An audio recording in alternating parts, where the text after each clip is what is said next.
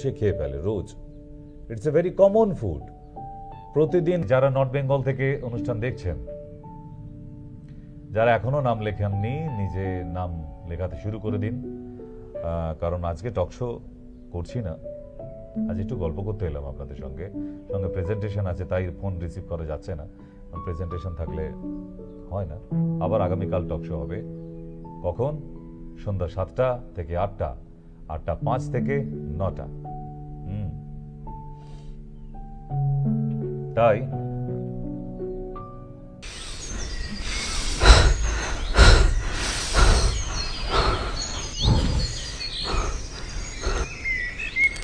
কি হয়েছে ভাই?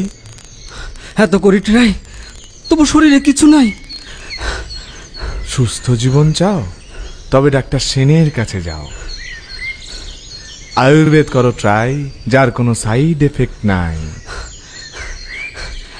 সাইড এফেক্ট নাই? তাহলে আমিও আয়ুর্বেদ খাবো, ডক্টর সেনের কাছেই যাব। সুস্থতার শেষ ঠিকানা ডক্টর এস.কে. সেন। শুধু ওয়ার্ল্ড কাপেই চোট পাওয়া তা কিন্তু নয়,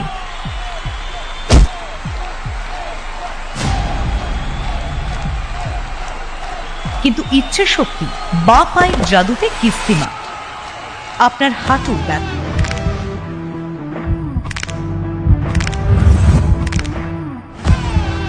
শারীরিক ব্যথা, অসহ্য যন্ত্রণায় কাবু হতে হয়। আপনার মাথা ব্যথার কারণ গ্রিন বামি শেষ কথা। কোমরের ব্যথা, সঙ্গে রাখুন গ্রিন বাম। আয়ুর্বেদে ব্যথাহীন জীবন। সব ব্যথার এক কথা, ডক্টর সেন্স গ্রিন বাম। শুধু মনের ব্যথার নয়, নকল হইতে সাবধান। এই চিহ্ন দেখে তবেই কিনলেন।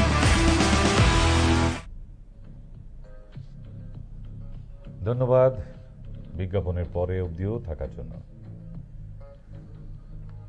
নেক্সট যাই আমরা লিউকোডার্মা, যেটাকে বাংলায় বলি আমরা শ্বেতাঙ্গ, শ্বেতি। শ্বেতি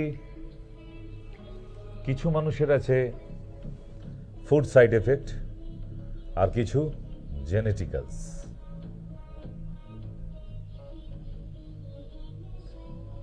তাই যাদের জেনেটিক থেকে হয়েছে, জেনেটিক্যাল, তাদের সারানো কিন্তু ভগবানেরও সাধ্য নেই, সারবে না, কোনোভাবেই না। আর যাদের ফুড সাইড এফেক্ট থেকে হয়ে গেছে, তাদেরগুলো কিন্তু আবার ফুড কন্ট্রোল করলে আবার ভালো হওয়া যায়, অবশ্যই যায়। সেই জন্য দুটোরই কিন্তু 90 ডেজ করে ট্রিটমেন্ট করে দেখতে হবে। দুম করে টেস্ট করে বলা যাবে না ওনারটা জেনেটিক্যাল না ফুড সাইড এফেক্ট থেকে হচ্ছে। যেমন অ্যালার্জির ক্ষেত্রে দু রকম আছে, একটা জেনেটিক্যাল কোল্ড অ্যালার্জি, যেটা নিজেরা তৈরি করা যায় না, আর একটা ফুড সাইড এফেক্ট। ঠিক তো সেই জন্যই এই জেনেটিক্স ব্যাপারটা কিন্তু সাধারণ মানুষকে বুঝতে হবে। জেনেটিক্যাল ব্যাপারটা যখনই অসুখের ক্ষেত্রে চলে আসবে, তাকে সারিয়ে তোলা কিন্তু কষ্টকর ব্যাপার হয়ে যায়। It will spread very fast, মানে আউট অফ কন্ট্রোল হয়ে যায়, যেখানে কিছু করে উঠতে পারা যায় না।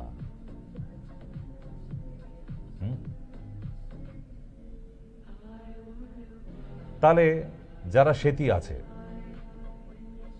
তারা কি ট্রিটমেন্ট ছেড়ে দেবে? না, ট্রিটমেন্ট করাবে, বোথ, যার জেনেটিক্যালি আর যার ফুড সাইড এফেক্ট থেকে। কারণ আপনি মিনিমাম 90 ডেজ ট্রিটমেন্ট না করলে বোঝাও যাবে না, ধরাও যাবে না which one genetical, which one food side effect. And now আপনার মাথায় এটাই মাথায় আসছে যে কি খাবার খেলে শ্বেতি হয় রে বাবা, তাহলে আমরা সেগুলো থেকে না, আবার ভুল করছি আমরা। It's also depend on immunity. Leukoderma is also enlist in autoimmune disorder. ঠিক, কারণ অটোইমিউন ডিসঅর্ডারের লিস্টের মধ্যে এটাও আরেকটি ডিজিজ। তাহলে এই যে ফুডগুলো এখন বলবো, যেমন সামুদ্রিক মাছ, মাটন অ্যান্ড মিল্ক প্রোডাক্ট,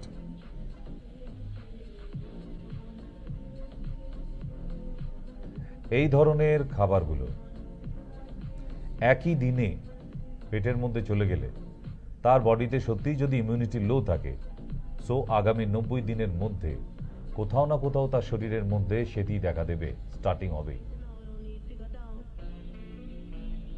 বোঝা যাচ্ছে?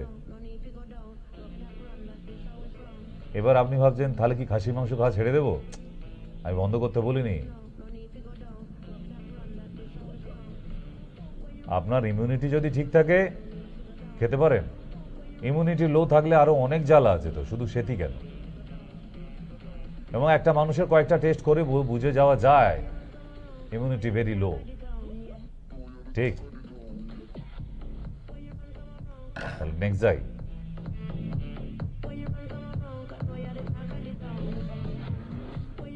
It's different part of skin disease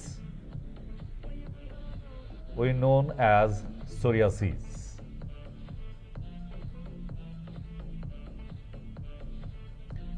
Psoriasis, how many type of psoriasis?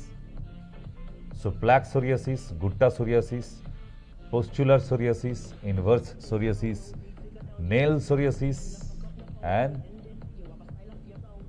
psoriatic আর্থারাইটিসের সঙ্গে যেটা জড়িত। আরেকটা আছে এখানে দেয়নি, পাম সোরিয়াসিস, যেটা হাতের চেটো এবং পায়ের চেটোতে হয়। ঠিক, তাহলে পিকচারগুলো দেখে মোটামুটি আন্দাজ করতে পারছেন যাদের সোরিয়াসিস আছে আপনারটা কোন ধরনের, রাইট? তাহলে সোরিয়াসিস মানেই শুধু একটা টাইপের নয়, এতগুলো টাইপ, 7 টাইপস। তার মানে রোগকে ডাক্তারি করতে গেলে শুধু ভালো রেজাল্ট করে আসলেই হবে না। রাত জেগে জেগে যে পড়ে দারুণ ডিস্টিংশন রেজাল্ট নিয়ে নিলে আপনি গোল্ড মেডেল নিয়ে হবে না। If you cannot recognize and if you cannot identify the disease, আপনার গোল্ড মেডেল এখানে কোনো কাজে লাগবে না। বুঝতে পারছি? এরকম হাজার হাজার গোল্ড মেডেল দেখিয়ে দেবো, শুধু রেফার করে নার্সিং হোমে, তাতেই অনেক টাকা। তাই সোরিয়াসিসকে চিনতে হবে, ডিজিজকে চিনতে হবে কোন ক্যাটাগরির সোরিয়াসিস। শুধু সোরিয়াসিস বলে দিলেই হবে না। এবং আমার কাছে প্রচুর এই পেশেন্ট আছে, প্রচুর, হিউজ। নেক্সট যাই। আরো কিছু স্কিনের ডিজিজ লাইক হারপিস, খুব সাংঘাতিক। যাদের যাদের হয়েছে তারা জানে যে কি যন্ত্রণাদায়ক একটা স্কিন ডিজিজ। যাদের হারপিস হয়েছে তারাই বলতে পারবে। আচ্ছা, সোরিয়াসিসকেও রেখেছে acne, dermatophytosis, warts, bruise and vitiligo. Vitiligo যাকে আমি এতক্ষণ লিউকোডার্মা বলছিলাম, মানে স্কিনের মধ্যে এত টাইপের হয়, এগুলিকে আবার আলাদা আলাদা করে ভাগ আছে। টোটাল স্কিন ডিজিজকে এই কয়েকটা ভাগে ভাগ করেছি, 7টায়। এগুলোর আবার আলাদা আলাদা টাইপ আছে অনেকগুলোই। তাহলে এই যে স্কিনে নিয়ে যারা ফোন করেন, স্যার চুলকাচ্ছে, স্যার লাল হয়ে গেছে, স্যার দানা দানা মতন বার হইছে, আরে কি সেটা ছবি তুলে পাঠান। একই রকম দেখতে স্কিনের ওপর অনেকগুলো ডিজিজ হয়, কেমন? আর তাই এই একই রকম দেখতে ডিজিজগুলো আপনি এক ভেবে যদি ওষুধ দিয়ে দেন আর হয়েছে আর একটা ডিজিজ কিন্তু দেখতে এক, যেমন সোরিয়াসিস, গুট্টা সোরিয়াসিস আর এক্সিমা, ড্রাই এক্সিমা, প্রায় সিমিলারিটি, একই রকম দেখতে লাগে। তাহলে এবার এক্সিমার ওষুধ আর সোরিয়াসিসের মেডিসিন কি এক হবে? নিশ্চয়ই না। যে জন্য আপনারা যখন বলেন স্কিন নিয়ে কখনো ফোন করেন, আমি বারবার আপনাদের এই কথাটাই বলি যে প্লিজ তার ছবি তুলে পাঠান, নাহলে সামনাসামনি আসুন। স্কিনের ডিজিজের ক্ষেত্রে না দেখে আনসিন কোনো পেশেন্টকে না হোম রেমেডিজ না কোনো মেডিসিন বলা উচিত নয়, বা আমি বলি না। কেমন?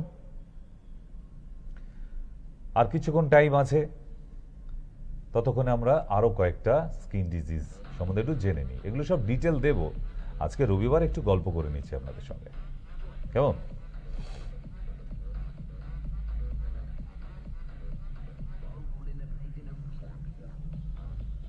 Cellulitis, cold source,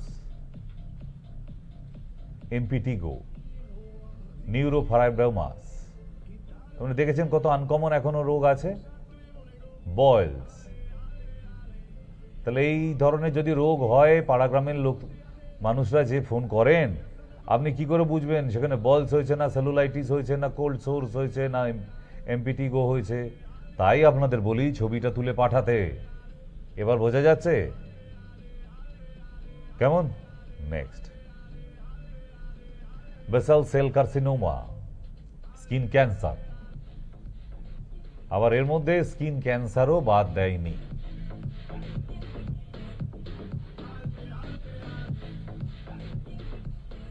Basal cell carcinoma is a type of skin cancer. Basal cell carcinoma being in the basal cells.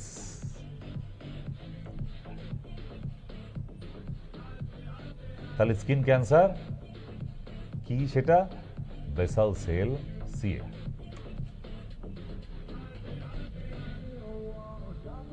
Psoriasis, SCALP, মাথার ভেতর থেকে পুরো একদম গড়াতে গড়াতে নিচে অব্দি আসছে, দেখেছেন? গুট্টা সোরিয়াসিস, জয়েন্টে জয়েন্টে। পাম সোরিয়াসিস, হাতের চেটো আর পায়ের চেটোয়।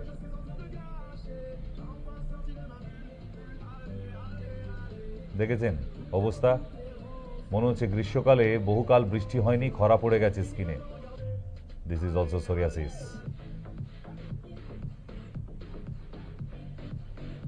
নখ থেকে প্রথম চিনতে পারি আমরা তার শরীরে সোরিয়াসিস আসছে কি না। যাদের নখগুলো ঠিক এই ধরনের হয়ে যাচ্ছে, ভালো করে পিকচারগুলো দেখুন, অনেকের আছে। তারা তৈরি থাকুন, আপনাদের শরীরে বড় কোনো স্কিন ডিজিজ আসতে চলেছে, টাইপ অফ সোরিয়াসিস। ক্লিয়ার?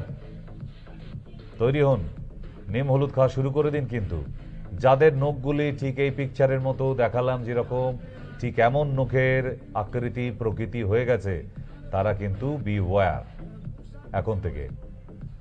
নখ নিয়ে আপনি চিন্তিত হচ্ছে, মা নখটা কেমন হয়ে গেল, এটা সারছে না। আপনি নখ নিয়ে চিন্তা করছেন? আমি আপনার শরীরটা নিয়ে চিন্তা করছি, যে শরীরে ছেয়ে যাবে সোরিয়াসিস, মারাত্মক একটা স্কিন ডিজিজ। ঠিক?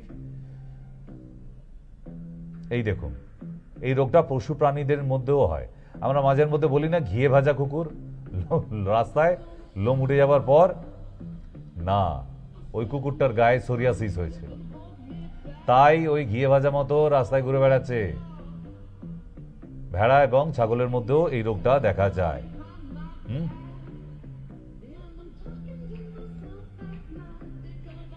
ঘামে ভেজা জায়গাগুলো থেকে, ব্রেস্টের পাশে,